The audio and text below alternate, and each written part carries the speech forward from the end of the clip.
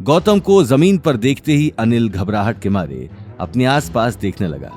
उसके सामने लंबे चौड़े बॉडीगार्ड खड़े थे, जिनकी आंखों में गुस्सा साफ दिखाई दे रहा था। मैं आखिरी बार समझा रहा हूं, मेरी बात मान जाओ, क्योंकि जो चीज वेदांत माथुर को पसंद आ जाती है उसके लिए वो कुछ भी कर जाता है। मैं भी आपको आखिरी बार समझा रहा हूं, इस तरह से गुंडागर्दी करने से कोई फायदा नहीं है। आपके मार्केट में अच्छा नाम है। सोचिए, इतने छोटे से मार्केट में किसी मामूली आदमी के साथ लड़ने पर लोग आपके बारे में क्या सोचेंगे। ये बात कहते हुए गौतम उठकर अपने कपड़े ठीक करने लगा। ये कहना गलत नहीं होगा कि उस बॉडीगार्ड के पंच का गौतम पर कोई असर नहीं हुआ था, लेकिन गौतम की बात सुनकर वेदांत की आंखें गुस्से में लाल हो चुकी थीं। वहीं मार्केट में लड़ाई देखते ही लोगों ने भीड़ लगाना शुरू कर दिया और एक दूसरे के कान में खुसुर फुसुर करने लगे। वेदांत लोगों की भीड़ देखते ही अपने बॉडीगार्ड के पास चला गया। अगले ही पल उसने गौतम को जान से मारने का ऑर्डर दे दिया। फिर क्या था, इससे पहले कि गौतम कुछ समझ पाता, वेदांत के बॉडीगार्ड उसे चारों तरफ से घेर कर खड़े हो गए। गौतम भी घूर कर सभी को देखने लगा, लेकिन अगले ही पल जो हुआ उससे सभी लोग चौंक कर एक दूसरे को देखने लगे। किसी को अपनी आंखों पर यकीन नहीं हो रहा था। गौतम ने एक एक कर उन हट्टे कट्टे बॉडीगार्ड्स को मारना शुरू कर दिया। कुछ ही देर में वो सारे बॉडीगार्ड्स जमीन पर कराह रहे थे। अपने आदमियों को जमीन पर पड़ा हुआ देखकर वेदांत को अपनी आंखों पर यकीन नहीं हो रहा था। वहीं अनिल भी हैरानी से अपनी आंखें मल रहा था। वो देखते ही देखते गौतम के पास आ गया। गौतम, ये तुमने कैसे किया? इतने बड़े बड़े मुश्तंडों को धूल चटा दी। आखिर कैसे किया तुमने ये सब?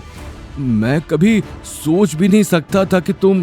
डैड, इसमें कोई बड़ी बात नहीं है। मैं घर पर बैठकर मार्शल आर्ट्स के वीडियोस देखता रहता हूँ, बस उसी से थोड़ा बहुत सीख लिया। मुझे भी खुद पर यकीन नहीं हो रहा है कि फालतू टाइम में की हुई ट्रेनिंग इस वक्त काम आएगी। गौतम और अनिल उन सभी मुश्तंडों को देख रहे थे, तो वहीं वेदांत अपने गुस्से पर काबू नहीं कर पा रहा था। देखते ही देखते वेदांत ने अपना फोन निकालकर कुछ लोगों को कॉल कर दिया। आसपास के लोगों की खुसुर फुसुर अब तक बंद नहीं हुई थी। ऊपर से उनकी बातें वेदांत के गुस्से में मिर्च डालने का काम कर रही थी। अगले ही पल लोगों की भीड़ के बीच ही बहुत सारी कारें वहां आकर खड़ी हो गईं। उन कारों को देखते ही अनिल और गौतम के पैरों तले जमीन खिसक गई। वहीं वेदांत उन दोनों को देखकर मंद मंद मुस्कुराने लगा। आज मैं तेरी हीरोगिरी निकालता हूं, बहुत हीरो बन रहा है आज इस मार्केट से तेरी। इससे पहले कि वेदांत अपनी बात पूरी करता, एक 65 से 68 साल का बुजुर्ग आदमी कार से उतरकर अपने आसपास देखने लगा। देखते ही देखते उस आदमी ने अपने चेहरे से चश्मा हटा लिया और मूंछों को ताव देता हुआ वेदांत के पास आकर खड़ा हो गया।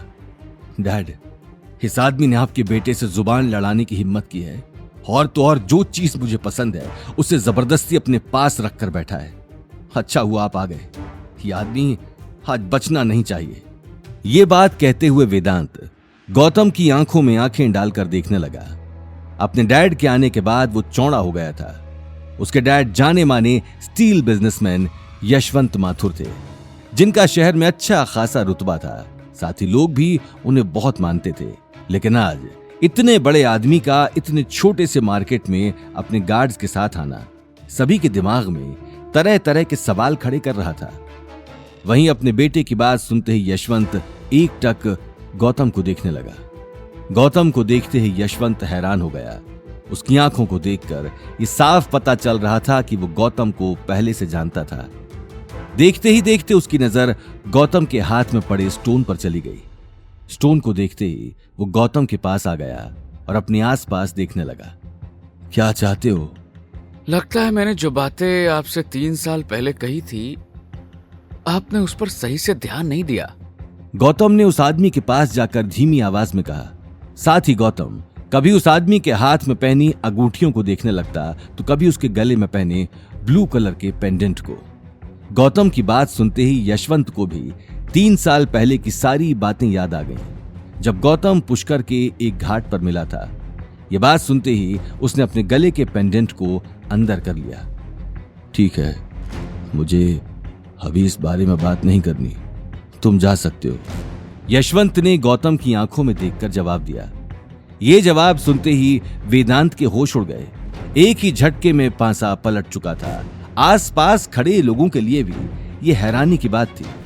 आगे की कहानी जानने के लिए देखिए अगला एपिसोड सिर्फ पॉकेट एफएम के यूट्यूब चैनल पर और रॉयल वारिस के सारे एपिसोड्स को सुनने के लिए डिस्क्रिप्शन में दी लिंक से डाउनलोड करें पॉकेट एफएम ऐप।